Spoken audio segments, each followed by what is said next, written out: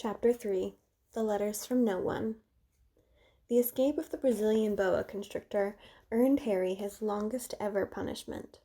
By the time he was allowed out of his cupboard again, the summer holidays had started, and Dudley had already broken his new video camera, crashed his remote control airplane, and, first time out on his racing bike, knocked down old Mrs. Figg as she crossed Privet Drive on her crutches. Harry was glad school was over, but there was no escaping Dudley's gang, who visited the house every single day. Piers, Dennis, Malcolm, and Gordon were all big stupid, but as Dudley was the biggest and stupidest of the lot, he was the leader. The rest of them were all quite happy to join Dudley's favorite sport, Harry hunting. This was why Harry spent as much time as possible out of the house, wandering around and thinking about the end of the holidays, where he could see a tiny ray of hope. When September came, he would be going off to secondary school, and for the first time in his life, he wouldn't be with Dudley. Dudley had been accepted at Uncle Vernon's old private school, Smeltings. Piers Polkiss was going there too. Harry, on the other hand, was going to Stonewall High, the local public school. Dudley thought it was very funny. They stuff people's heads down the toilet the first day at Stonewall, he told Harry. Want to come upstairs and practice? No thanks, said Harry. The poor toilets never had anything as horrible as your head down it. It might be sick. Then he ran before Dudley could work out what he had said. One day in July, Aunt Petunia took Dudley to London to buy his Smeltings uniform, leaving Harry at Mrs. Figg's. Mrs. Figg wasn't as bad as usual. It turned out she'd broken her leg tripping over one of her cats, and she didn't seem quite fond of them as before. She let Harry watch television and gave him a bit of chocolate cake that tasted as though she'd had it for several years. That evening, Dudley paraded around the living room for the family in his brand new uniform. Smeltings boys wore maroon tailcoats, orange knickerbockers, and flat straw hats called boaters. They also carried knobbly sticks, used for hitting each other while the teachers weren't looking. This was supposed to be good training for later life. As he looked at Dudley in his new knickerbockers, Uncle Vernon said gruffly that it was the proudest moment of his life. Aunt Petunia burst into tears as she couldn't believe it was her ickle Dudleykins. He looked so handsome and grown up. Harry didn't trust him to speak. He thought 2 of his ribs might already have cracked from trying not to laugh. There was a horrible smell in the kitchen the next morning when Harry went in for breakfast. It seemed to be coming from a large metal tub in the sink. He went to have a look. The tub was full of what looked like dirty rags swimming in gray water. "What's this?" he asked Aunt Petunia. Her lips tightened, as they always did, as if he dared to ask a question. "Your new school uniform," she said. Harry looked in the bowl again. "Oh," he said, "I didn't realize it had to be so wet." "Don't be stupid," snapped Aunt Petunia. "I'm dyeing some of Dudley's old things gray for you. It'll look just like everyone else's when I'm finished." Harry seriously doubted this, but thought it best not to argue. He sat down at the table and tried not to think about how he was going to look on his first day at Stonewall High. He was wearing bits of old elephant skin, probably. Dudley and Uncle Vernon came in, both with wrinkled noses because of the smell from Harry's new uniform. Uncle Vernon opened his newspapers as usual, and Dudley banged his smelting stick, which he carried everywhere, on the table. They heard the click of the mail slot and the flop of letters on the doormat. "Get the mail, Dudley," said Uncle Vernon from behind his paper. Make Harry get it. Get the mail, Harry. Make Dudley get it. Poke him with your smelting sticks, Dudley. Harry dodged the smelting stick and went to get the mail. 3 things lay on the doormat. A postcard from Uncle Vernon's sister Marge, who was vacationing on the Isle of Wight, a brown envelope that looked like a bill, and a letter for Harry. Harry picked it up and stared at it, his heart twinging like a gigantic elastic band. No one, ever, in his whole life had written to him. Who would? He had no friends, no other relatives. He didn't belong to the library, so he'd never even gotten a rude note asking for books back. Yet here it was, a letter addressed so plainly there could be no mistake. Mr. H. Potter, The Cupboard Under the Stairs, 4 Privet Drive, Little Winging, Surrey. The envelope was thick and heavy, made of yellowish parchment, and the address was written in emerald green ink. There was no stamp. Turning the envelope over, his hands trembling, Harry saw a purple wax seal bearing a coat of arms, a lion, an eagle, a badger, and a snake surrounding the letter H. "Hurry up, boy," shouted Uncle Vernon from the kitchen. "What are you doing? Checking the letter for bombs?" He chuckled at his own joke. Harry went back to the kitchen, still staring at his letter. He handed Uncle Vernon the bill and the postcard, sat down, and slowly began to open the yellow envelope. Uncle Vernon ripped open the bill, snorted in disgust, and flipped over the postcard. "Marge is ill," he informed Aunt Petunia. "Ate a funny Dad!" said Dudley suddenly. "Dad, Harry's got something!" Harry was on the point of unfolding his letter, which was written on the same heavy parchment as the envelope, when it was jerked sharply out of his hand by Uncle Vernon. "That's mine," said Harry, trying to snatch it back. "Who'd be writing to you?" sneered Uncle Vernon, shaking the letter open with one hand and glancing at it. His face went from red to green faster than a set of traffic lights, and it didn't stop there. With Petunia, gasped. Dudley tried to grab the letter and read it, but Uncle Vernon held it high out of his reach. Aunt Petunia took it curiously and read the first line. For a moment, it looked as though she might faint. She clutched her throat and made a choking noise. "Vernon! Oh my goodness, Vernon!" They stared at each other, seeming to have forgotten that Harry and Dudley were still in the room. Dudley wasn't used to being ignored. He gave his father a sharp tap on the head with his smelting stick. "I want to read that letter," he said loudly.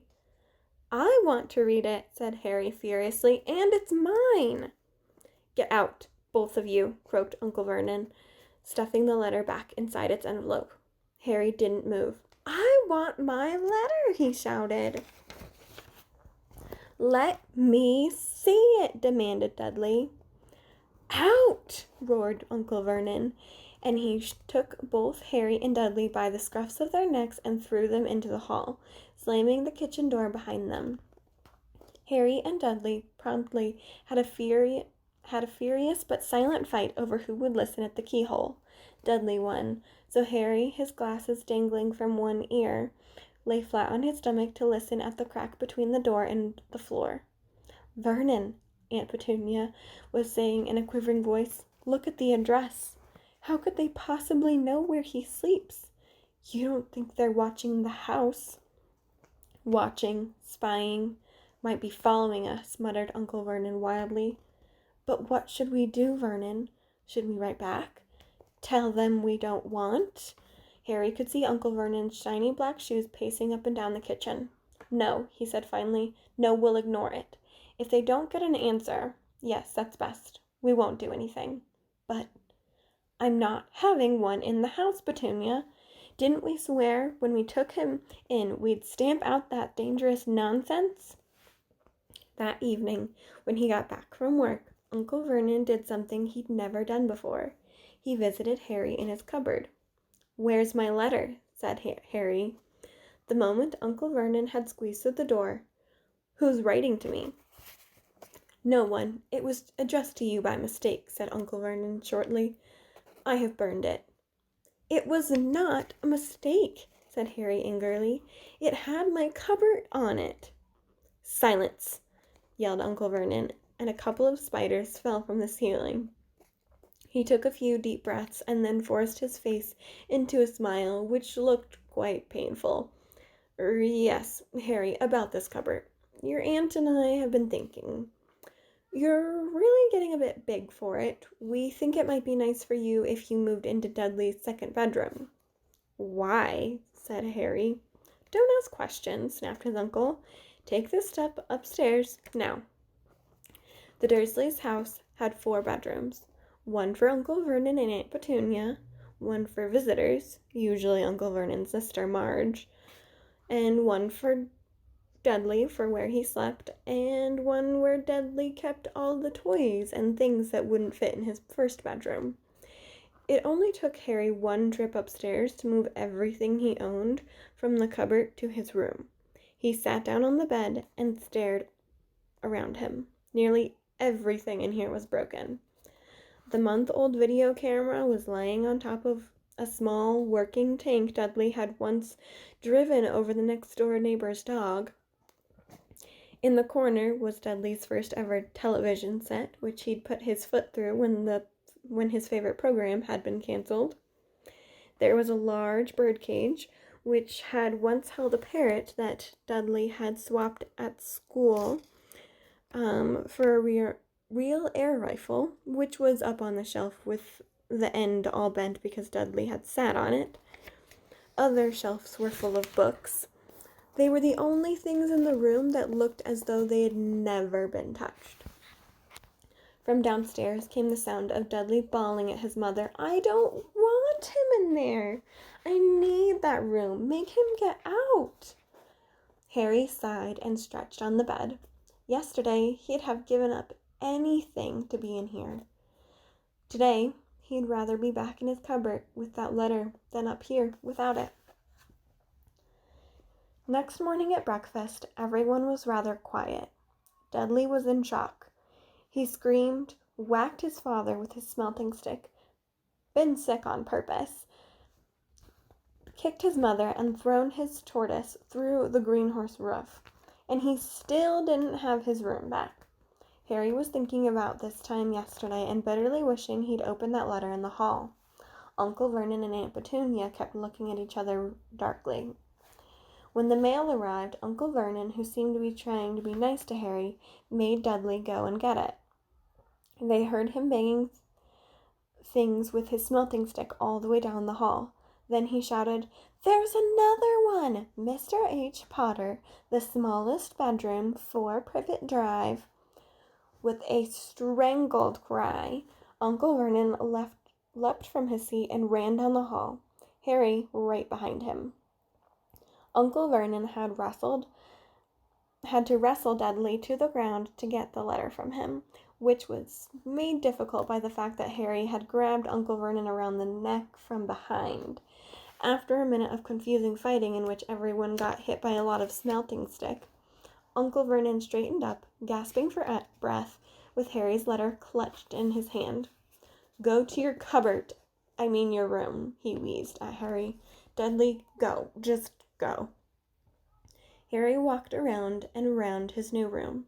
Someone knew he had moved out of his cupboard, and they seemed to know he hadn't received his first letter. Surely that meant that they'd try again, and this time he'd make sure they didn't fail. He had a plan. The repaired alarm clock rang at 6 o'clock the next morning. Harry turned it off quickly and dressed silently. He mustn't wake the Dursleys. He stole downstairs without turning on any of the lights. He was going to wait for the postman on the corner of Privet Drive to get the letters for number 4 first. His heart hammered as he crept across the dark hall toward the front door. Arrgh! Harry leapt into the air. He'd trodden on something big and squashy on the doormat. Something alive. Lights clicked on upstairs, and to his horror, Harry realized that the big squashy something had been his uncle's face. Uncle Vernon had been lying on the floor at the foot of the front door in a sleeping bag, clearly making sure that Harry didn't do exactly what he'd been trying to do. He shouted at Harry for about half an hour and then told him to go and make a cup of tea. Harry shuffled miserably off into the kitchen, and by the time he got back, the mail had arrived. Right into Uncle Vernon's lap, Harry could see 3 letters addressed in green ink. "I want," he began, but Uncle Vernon was tearing the letters into pieces before his eyes. Uncle Vernon didn't go to work that day. He stayed at home and nailed up the mail slot. "See," he explained to Aunt Petunia through a mouthful of nails, "if they can't deliver them, they'll just give up." "I'm not sure that'll work, Vernon." "Oh, these people's minds work in strange ways, Petunia. They're not like you and me," said Uncle Vernon, trying to knock a nail with the piece of fruitcake Aunt Petunia had just brought him.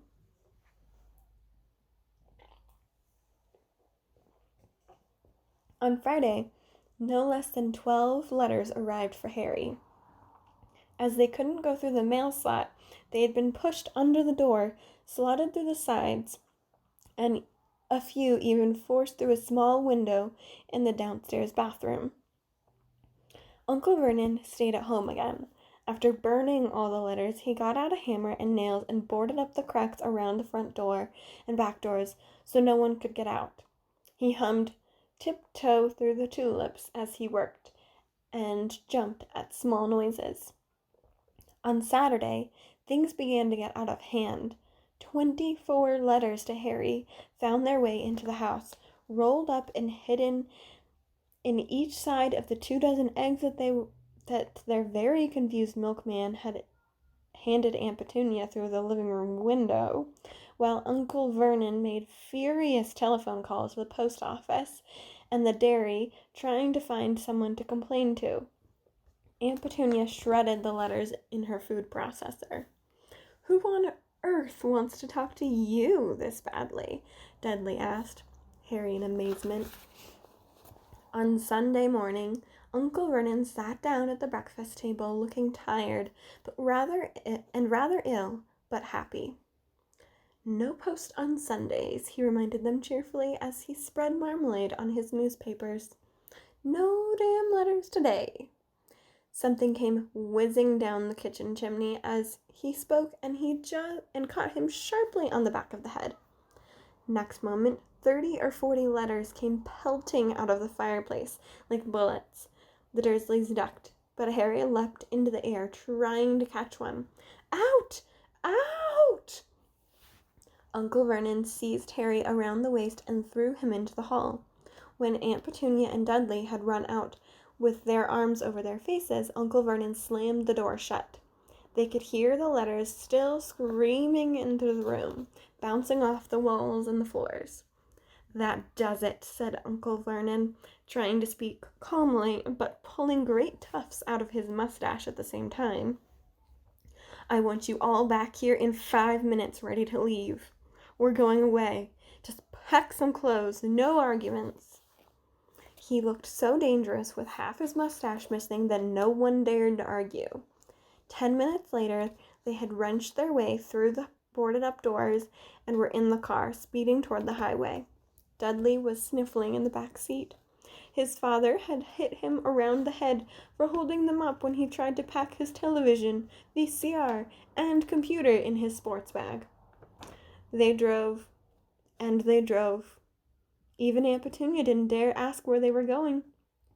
Every now and then, Uncle Vernon would take a sharp turn and drive in the opposite direction for a while.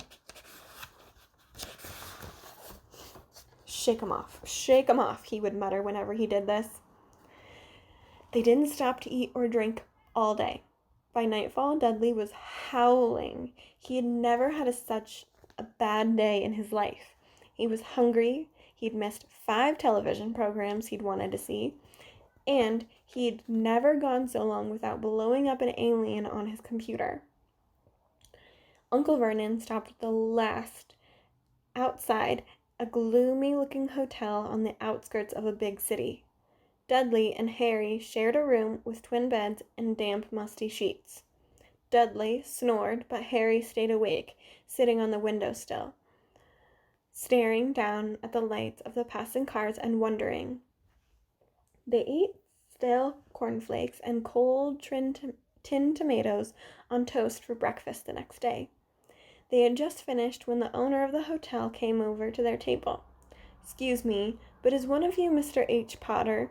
I got about 100 of these at the front desk." She held up the letter so they could read the green ink address. But Mr. H. Potter, room 17, Railview Hotel, Cookworth. Harry made a grab for the letter, but Uncle Vernon knocked his hand out of the way. The woman stared. "I'll take them," said Uncle Vernon, standing up quickly and following her from the dining room. "Wouldn't it be better just to go home, dear?" Aunt Petunia suggested timidly. Hours later, but Uncle Vernon didn't seem to hear her. Exactly what was he looking for? None of them knew. He drove them into the middle of a forest, got out, looked around, shook his head, got back in the car, and off they went again. The same thing happened in the middle of a plowed field, halfway across the suspension bridge, and at the top of a multi-level parking garage. "Daddy's gone mad, hasn't he?" Dudley asked Aunt Petunia dully that afternoon. Uncle Vernon had parked at the coast, locked them all inside the car, and disappeared. It started to rain. Great drops beat on the roof of the car. Dudley sniveled. "It's Monday," he told his mother. "The great Humberto's on tonight. I want to stay somewhere with a television." Monday. This reminded Harry of something. If it was Monday, and you could usually count on Dudley to know the days of the week because television, then tomorrow, Tuesday, was Harry's 11th birthday. Of course, his birthdays were never exactly fun. Last year, the Dursleys had given him a coat hanger and a pair of Uncle Vernon's old socks. Still, you weren't 11 every day. Uncle Vernon was back, and he was smiling. He was also carrying a long, thin package and didn't answer Aunt Petunia when she asked what he'd bought. "Found the perfect place," he said. "Come on, everybody out." It was very cold outside the car. Uncle Vernon was pointing at what looked like a large rock way out at sea. Perched on top of the rock was the most miserable little shack you could imagine. One thing was certain. There was no television in there. "Storm forecast for tonight," said Uncle Vernon gleefully, clapping his hands together, "and this gentleman's kindly agreed to lend us his boat." A toothless old man came ambling up to them, pointing with a rather wicked grin, and an old rowboat bobbing in the iron-gray water below them. "I've already got us some rations," said Uncle Vernon, "so all aboard." It was freezing in the boat. Icy sea spray and rain crept down their necks, and a chilly wind whipped their faces. After what seemed like hours, they reached the rock where Uncle Vernon, slipping and sliding, led the way to the broken-down house. The inside was horrible. It smelled strongly of seaweed. The wind whistled through the gaps in the wooden walls, and the fireplace was damp and empty. There were only 2 rooms. Uncle Vernon's rations turned out to be a bag of chips each and 4 bananas. He tried to start a fire with the empty chip bags, but they just smoked and shriveled up. "Could do with some of those letters now, eh?" he said cheerfully. He was in a very good mood. Obviously, he thought nobody stood a chance of reaching them here in a storm to deliver mail. Harry privately agreed, though the thought didn't cheer him up at all. As night fell, the promised storm blew up around them. Spray from the high waves splattered the walls of the hut, and a fierce wind rattled the filthy windows. Aunt Petunia found a few moldy blankets in the second room and made up a bed for Dudley on the moth-eaten sofa. She and Uncle Vernon went off to the lumpy bed next door, and Harry was left to find the softest bit of floor he could and curl up under the thinnest, most ragged blanket. The storm raged more and more ferociously as the night went on. Harry couldn't sleep. He shivered and turned over, trying to get comfortable. His stomach rumbling with hunger, Dudley's snores were drowned by the low rolls of thunder that started near midnight. The lighted dial of Dudley's watch, which was dangling over the edge of the sofa on his fat wrist, told Harry that he'd be 11 in 10 minutes' time. He lay and watched his birthday tick nearer, wondering if the Dursleys would remember at all, wondering where the letter writer was now. 5 minutes to go. Harry heard something creak outside. He hoped the roof wasn't going to fall in, although he might be warmer if it did. 4 minutes to go. Maybe the house in Privet Drive would be so full of letters when they got back that he'd be able to steal one somehow. 3 minutes to go. Was that the sea slapping on the rock like that? And 2 minutes to go. What was that funny crunching noise? Was the rock crumbling into the sea? 1 minute to go, and he'd be 11. 30 seconds. 20, 10, 9. Maybe he'd wake Dudley up just to annoy him. 3, 2, 1. Boom! The whole shack shivered, and Harry sat bolt upright, staring at the door. Someone was outside, knocking to come in.